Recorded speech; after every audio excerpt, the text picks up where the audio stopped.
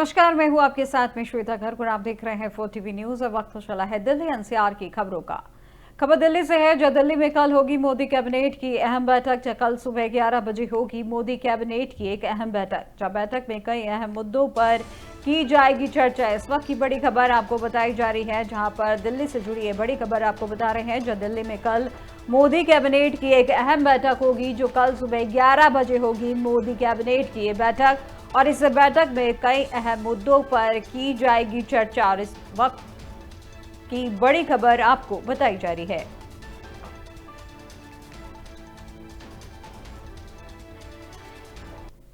दिल्ली से एक और बड़ी खबर सामने आ रही है, जहां पे दिल्ली की नवनिर्वाचित मुख्यमंत्री रेखा गुप्ता का दौरा है, जो दिल्ली की भलसवा लैंडफिल में साइट का आज करेंगी दौरा। जहां भलसवा लैंडफिल साइट के पास शुरू होगी बंबू प्लांटेशन की ड्राइव। एलजी के सक्सेना, गृह मंत्री आशीष सूद और मुख्य सचिव धर्मेंद्र भी रहेंगे मौजूद। जहां भलसवा लैंडफिल साइट पर शुरू किया जाएगा वृक्षारोपण का अभियान। दिल्ली को स्वच्छ और प्रदूषण मुक्त बनाने की सरकार की पहल। इस वक्त की बड़ी खबर आपको बताई जा रही है, जहां नवनिर्वाचित मुख्यमंत्री रेखा गुप्ता का आज दौरा है। जहां पर दिल्ली की नवनिर्वाचित मुख्यमंत्री रेखा गुप्ता ने दौरा करेंगी, जो फिर दिल्ली की भलसवा लैंडफिल साइट का आज करेंगी दौरा। जब भलसवा लैंडफिल साइट के पास शुरू होगी बंबू प्लांटेशन की ड्राइव, जहां एलजी के सक्सेना, गृह मंत्री आशीष सूद और दिल्ली के मुख्य सचिव धर्मेंद्र भी साथ में रहेंगे मौजूद। भलसवा लैंडफिल साइट पर शुरू किया जाएगा वृक्षारोपण का अभियान, जो दिल्ली को स्वच्छ और प्रदूषण मुक्त बनाने की सरकार की ये पहल की जा रही है।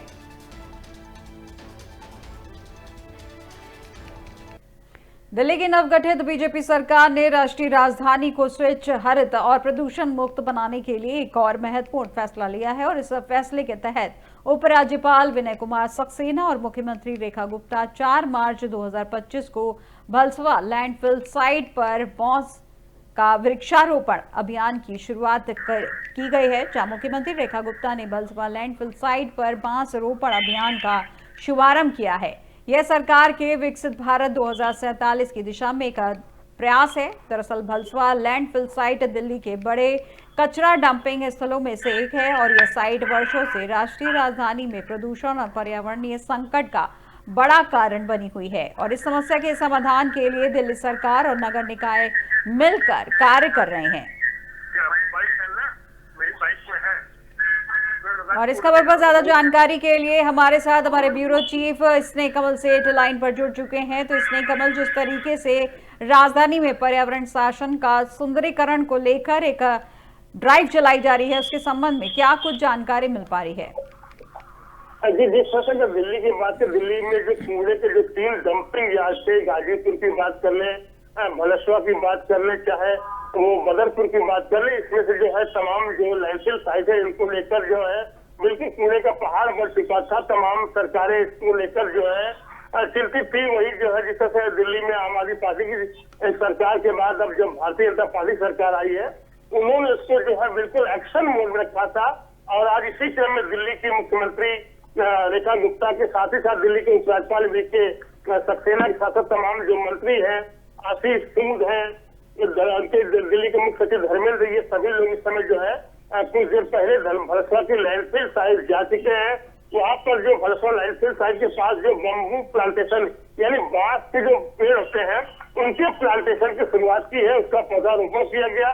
क्योंकि अगर भलसवा लैंडफिल साइट की अगर बात करें, बिल्कुल एक ऊंचा पहाड़ दूर से दिखता है, लेकिन वो पहाड़ मतलब कूड़े का ढेर होता है। आसपास के लोगों की अगर पर्यावरण कारण की बात करें, मजदूर की बात करें, तमाम चीजों से दुश्वारियां होती थी।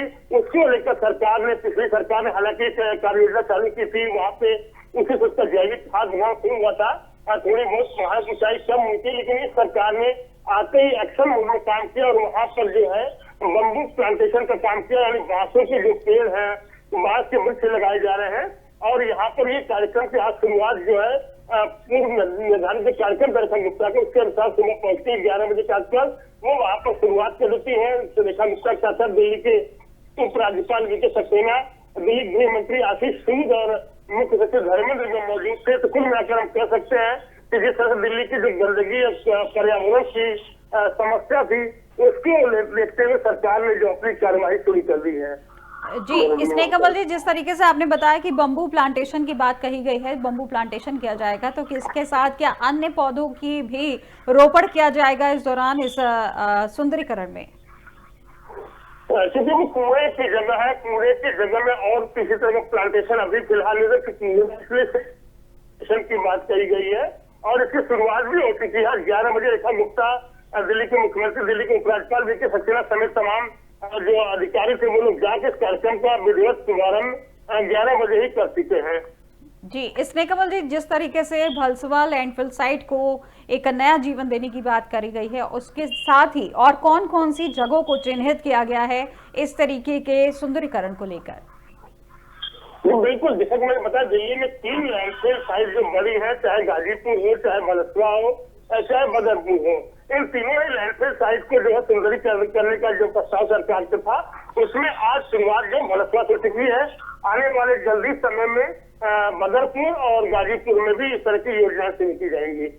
जी, तो इसके लिए बम्बू प्लांटेशन के लिए कितने पौधों का रोपण यहाँ पर किया जाएगा?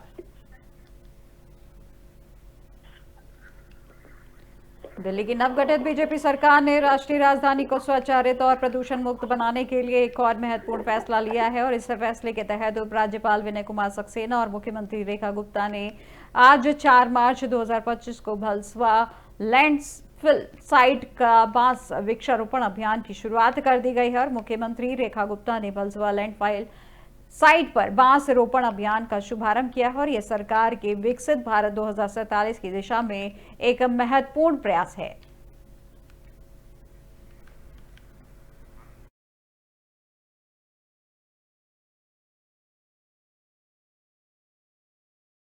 राहुल गांधी ने कहा कि देश भर में हजारों दलित पिछड़े न्याय की लड़ाई लड़ रहे हैं, जहां हर जगह जातिगत जनगणना की मांग गूंज रही है।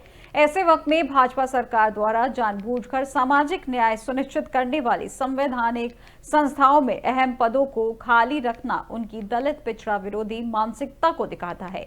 राष्ट्रीय अनुसूचित जाति आयोग के राष्ट्रीय पिछड़ा वर्ग आयोग में खाली पदों को भरने की मांग को लेकर केंद्रीय सामाजिक न्याय और अधिकारिता मंत्री को राहुल गांधी ने पत्र लिखा है।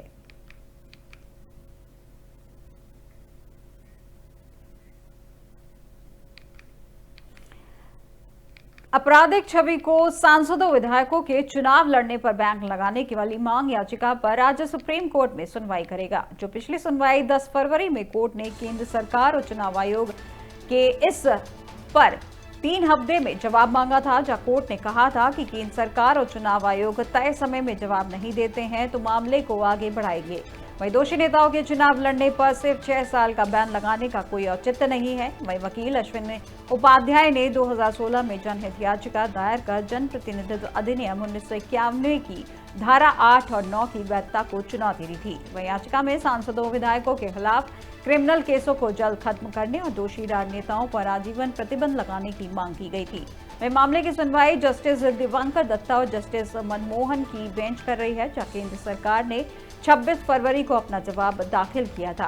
वहीं सरकार ने दागी नेताओं पर चुनाव लड़ने से आजीवन प्रतिबंध का विरोध किया था, जब सरकार ने कहा था कि 6 साल की पाबंदी काफी है।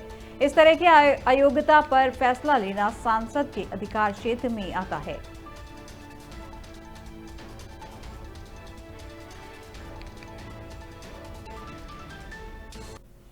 दिल्ली में अब मौसम बदलने वाला है, जहां मौसम विभाग ने बताया कि उत्तर पश्चिमी भारत में आए पश्चिमी विक्षोभ के असर से आज और कल दिल्ली में 20 से 30 किलोमीटर प्रति घंटा की रफ्तार से तेज सतही हवाएं चलने लगी हैं।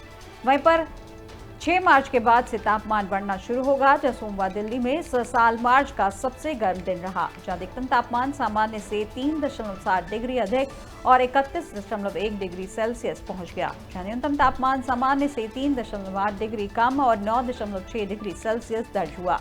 दिल्ली में मार्च का औसत अधिकतम तापमान 28.9 डिग्री और न्यूनतम तापमान 13.5 डिग्री रहता है। सप्ताह के अंत में न्यूनतम और अधिकतम तापमान में बढ़ोतरी होनी शुरू हो जाएगी। वहीं रविवार तक अधिकतम तापमान 31 से 33 डिग्री के बीच और न्यूनतम तापमान 15 से 17 डिग्री के बीच रहने की संभावना है।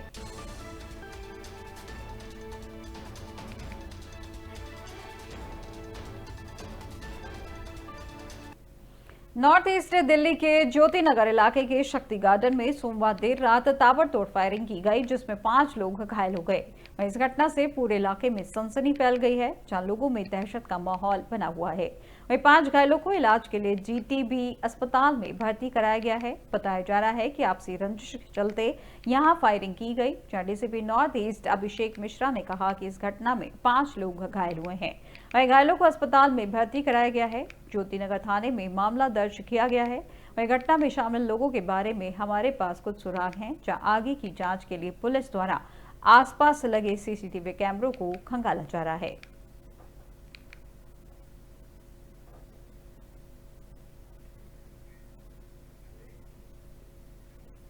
अब दिल्ली से एक बड़ी खबर सामने आ रही है, जहां दिल्ली बीजेपी की घोषणा पत्र को लेकर आपका विरोध है। जहां आतिशी के नेतृत्व में आप नेताओं ने किया है प्रदर्शन।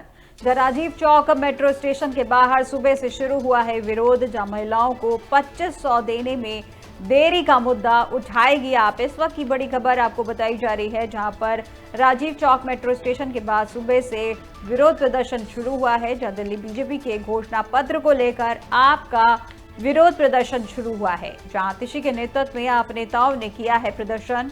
जहां राजीव चौक मेट्रो स्टेशन के बाहर सुबह से शुरू हुआ है ये विरोध प्रदर्शन, जब महिलाओं को 2500 देने में देरी का मुद्दा उठाएगी आप। इस वक्त की बड़ी खबर आपको बताई जा रही है।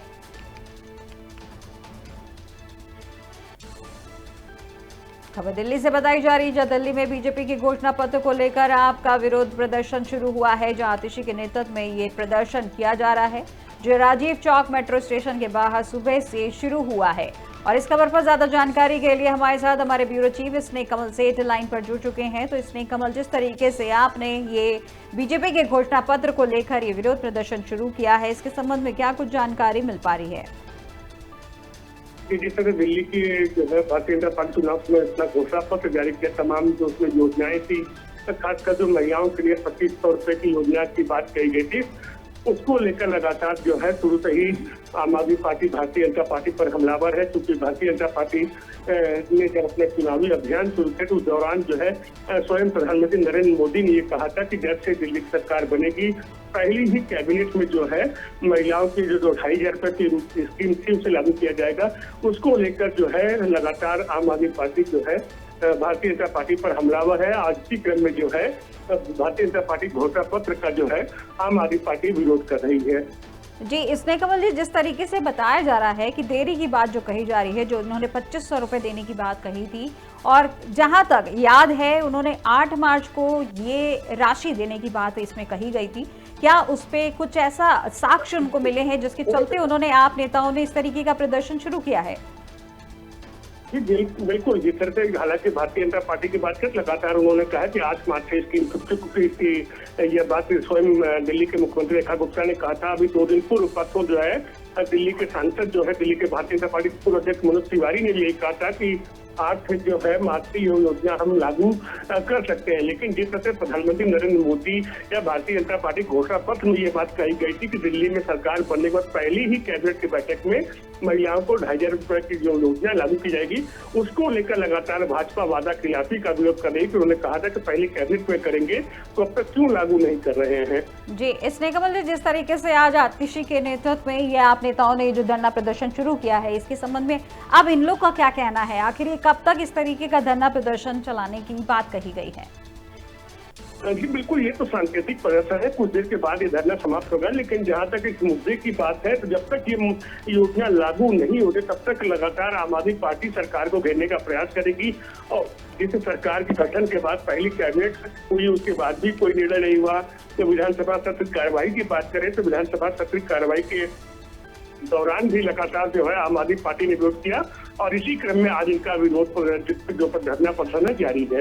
जी स्नेक कमल जी, इसके साथ ही जो सिर्फ इस मुद्दे पे ही ये धरना प्रदर्शन किया जा रहा है, या इसके साथ साथ और कोई मुद्दा भी उन्होंने इस विरोध प्रदर्शन के दौरान जाहिर किया है? कि अभी तक तो सिर्फ घोषणा पत्र को लेकर इनका प्रदर्शन चल रहा है, और किसी मुद्दे की बात तो अभी तक फिलहाल नहीं है। जी बहुत बहुत शुक्रिया स्नेक कमल जी हमारे साथ इस खबर पर जुड़ने के लिए। तो हमारे ब्यूरो चीफ स्नेक कमल सेठ जिन्होंने बताया कि दिल्ली बीजेपी के घोषणा पत्र को लेकर आपने विरोध प्रदर्शन किया है, जो आतिशी के नेतृत्व में आप नेताओं ने किया है। और ये प्रदर्शन राजीव चौक मेट्रो स्टेशन के बाहर सुबह से शुरू हुआ है।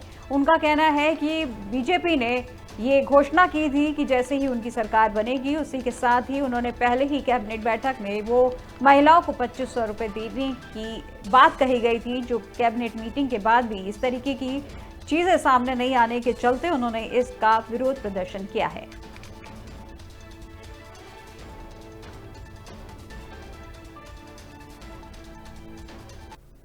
पूर्वी दिल्ली के ब्रह्मपुरी गली नंबर 12 में मस्जिद निर्माण विरोध में करीब 1.5 दर्जन हिंदू परिवारों ने अपने घरों के बाहर मकान बिकाऊ है के पोस्टर चस्पा कर दिए हैं, जहां सोमवार को मामला इतना तूल पकड़ गया कि पुलिस ने बैरिकेड लगाकर गली को नाकेबंदी कर सुरक्षा बल तैनात कर दिए हैं। वहीं गली में घुसने के 5 रास्तों पर पहरा बैठा दिया गया है, जहां यूनाइटेड हिंदू फ्रंट के अंतर्राष्ट्रीय कार्यकारी अध्यक्ष और भाजपा नेता जय भगवान गोयल कार्यकर्ताओं के साथ लोगों के समर्थन में विरोध करने पहुंचे तो पुलिस ने उनको घुसने नहीं दिया। गली के बाहर की नारेबाजी करने लगे और वहां रह रहे परिवारों से बातचीत की। वहां लोगों ने उनको बताया कि गली नंबर 13 में बनी मस्जिद को नियम विरुद्ध गली नंबर 12 तक विस्तार दिया जा रहा है।